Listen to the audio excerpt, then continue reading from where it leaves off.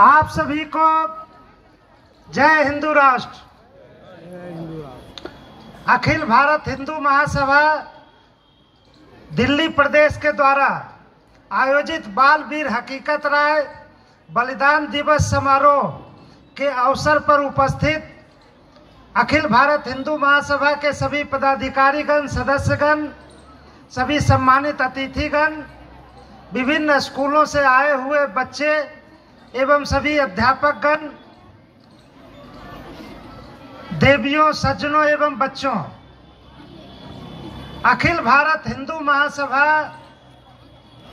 प्रत्येक वर्ष बाल वीर हकीकत राय के बलिदान दिवस के अवसर पर भव्य कार्यक्रम का आयोजन करती है।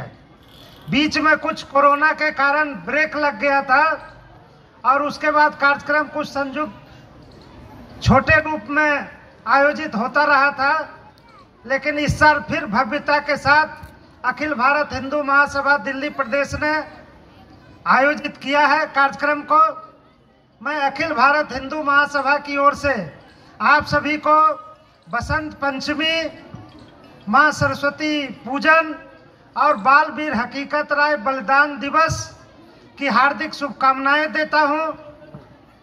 अभी हमारे बीच में यहाँ पर अखिल भारत हिंदू महासभा के कई पदाधिकारी, राष्ट्रीय उपाध्यक्ष डॉक्टर जनार्दन उपाध्याय जी, राघव मिश्रा जी, राष्ट्रीय महामंत्री सुनील कुमार जी, राष्ट्रीय कार्यालय मंत्री वीरेश त्यागी जी, विभिन्न प्रदेशों से आए हुए प्रदेश अध्यक्ष स्वामी अरुमुगम जी, तमिलनाडु के प्रदेश अध्यक्ष हैं आप, संजीव राणा जी उत्तर प्रदेश के अध्यक्ष हैं, तमिलनाडु से हमारे कई साथी आए हैं, राष्ट्रीय कार्यकारिणी के सदस्य जनार्दन दुबे जी, कल्याणी जी, राष्ट्रीय मंत्री अनिल पवार जी, महाराष्ट्र प्रदेश के अध्यक्ष भी हैं अनिल पवार जी, अशोक कुमार जी दिल्ली प्रदेश के अध्यक्ष, आप सभी का स्वागत है। और अशोक जी को मैं बधाई देता हूं, उनकी पूरी टीम को, कि उन्होंने बहुत ही भव्य कार्यक्रम का यहाँ पर आयोजन किया है।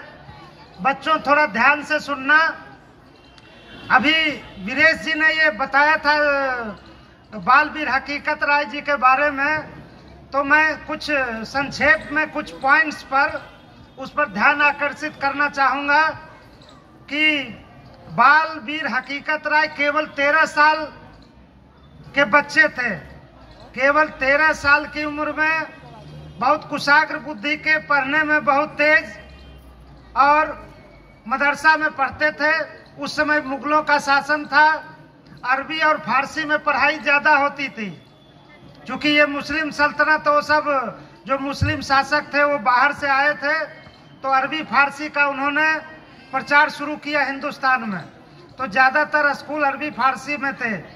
हम लोगों को भी जो पूर्वज थे वो अरबी फारसी जानते थे, तो चूँकि वो स्कूल ही उस तरह का था, तो वो भी उनके जो पिताजी ऐसे तो व्यापारी थे, लेकिन उन्होंने सोचा कि मेरा बच्चा पढ़ने में तेज है तो उसको अधिकारी बनाऊं।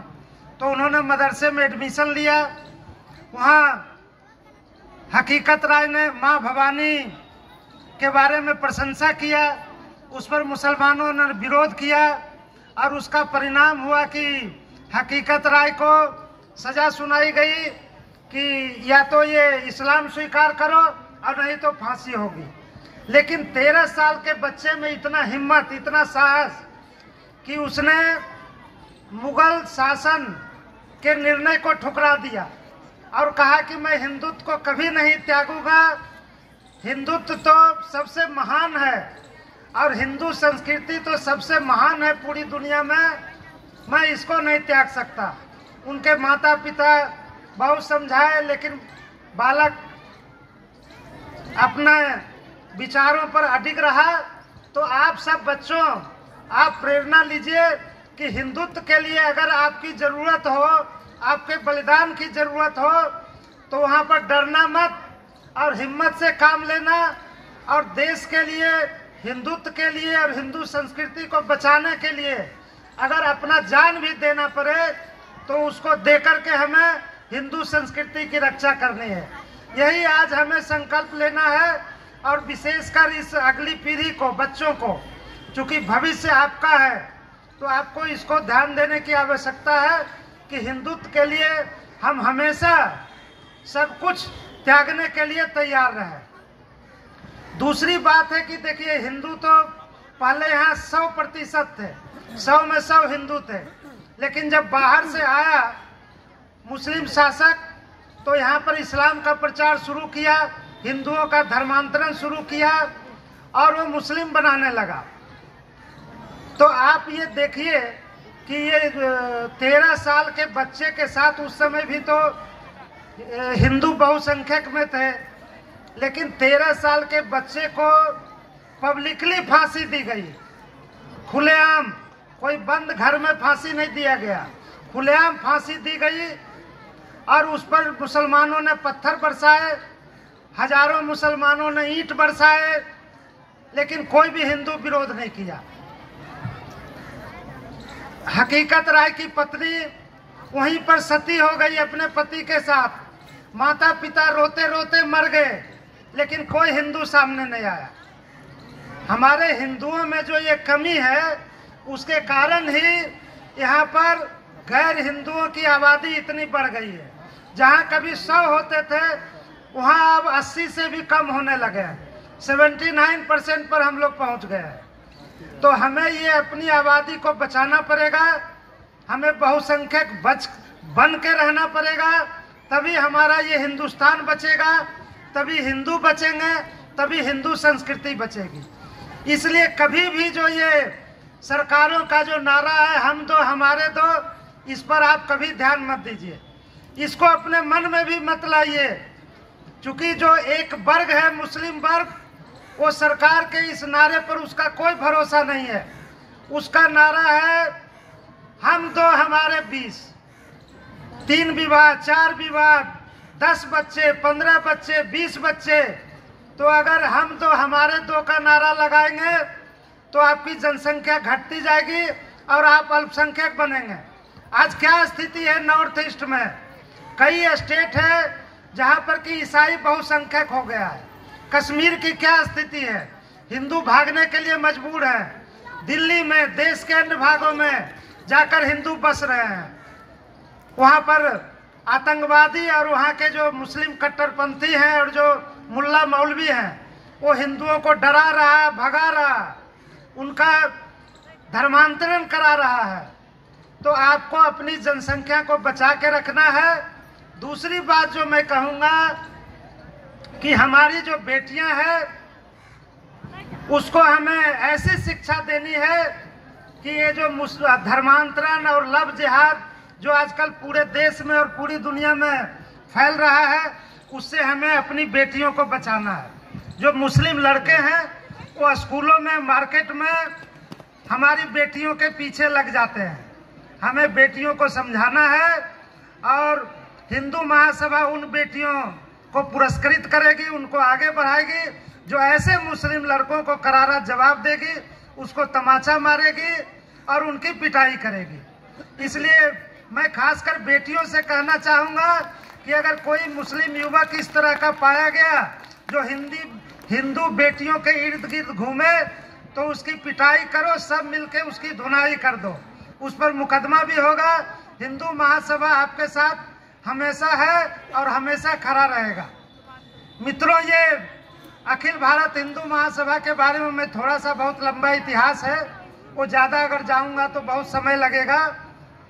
इस देश की सबसे पुरानी राजनीतिक पार्टी है जिसने देश को स्वतंत्रता दिलाया था।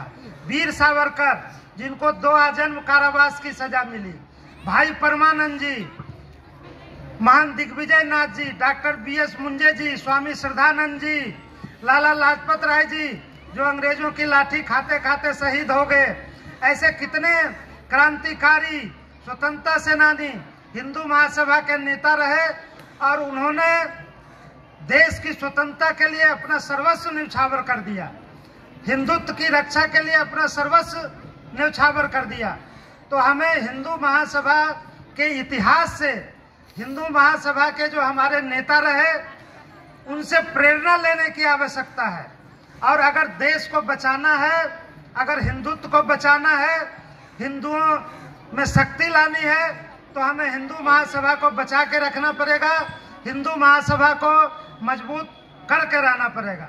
मित्रों, आज अभी 22 जनवरी को मोदी जी ने अयोध्या में भगवान राम के जन्म स्थान पर बहुत ही भव्य राम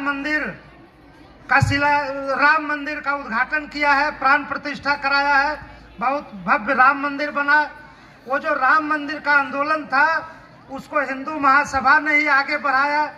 जो वहाँ पर मूर्ति रखी गई, जो तथाकथित वो मस्जिद था जहाँ की ये मंदिर को तोड़ करके एक ढांचा बनाया गया, वहाँ पर जो भगवान राम प्रकट हुए तो उसका आरोप हिंदू महासभा के नेताओं पर लगा, उन पर मुकदमा चला, हमारे नेता शहीद भी हुए।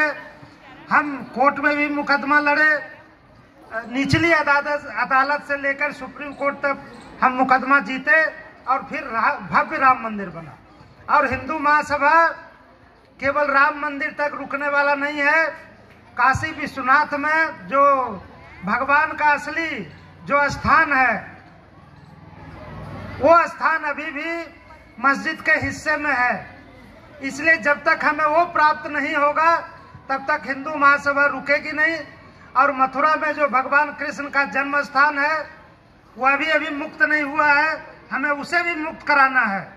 और पूरे देश में कम से कम 3000 से ज्यादा 3000 तो प्रमुख मंदिर हैं और छोटे छोटे मंदिर ऐसे 30-40 हजार मंदिर हैं जहाँ की ये मुस्लिम शासकों ने उसको तोड़ करके और वहाँ पर मस्जिद बना दिया। तो हमें अभी तत्काल कम से कम 3000 मंदिरों को मुक्त कराना है और वहाँ पर भव्य मंदिर का निर्माण करना है। इसके साथ साथ हिंदू राष्ट्र भारत में देखिए 2 तरह का कानून चल रहा है, एक हिंदुओं के लिए कानून है और दूसरा मुसलमानों के लिए अलग कानून है। तो हमें एक तरह का कानून भी लागू करना है। इसके लिए हिंदू महासभा लड़ाई लड़ रही है, सरकार से मांग कर रही है और हमें उम्मीद है कि जैसे हमें राम मंदिर भगवान राम के जन्म स्थान पर बना है, कॉमन सिविल कोड भी लागू होगा और देश में एक समान नागरिक कानून लागू होगा। ये हम लोग जब तक मांग करते रहेंगे, जब तक लड़ते रहेंगे तो सरकार बाध्य होगी और हिंदू वोटों के लालच में सरकार को हमारी सारी मांगों को मानना पड़ेगा। इसलिए आप लोग हिंदू महासभा के साथ खड़े रहिए, संघर्ष कीजिए। हम एक समान नागरिक कानून भी लागू करेंगे, जनसंख्या नियंत्रण कानून भी लागू करेंगे, लव जिहाद भी लागू करेंगे, हिंदू साधु संतों की रक्षा भी करेंगे और अखंड हिंदू राष्ट्र का निर्माण भी करेंगे। इन्हीं शब्दों के साथ मैं अपनी वाणी को विराम देता हूं और श्री वीरेश त्यागी जी, हमारे राष्ट्रीय कार्यालय मंत्री जो मंच के संचालक हैं, उनसे अनुरोध करूंगा कि आप कार्यक्रम को आगे बढ़ाएं।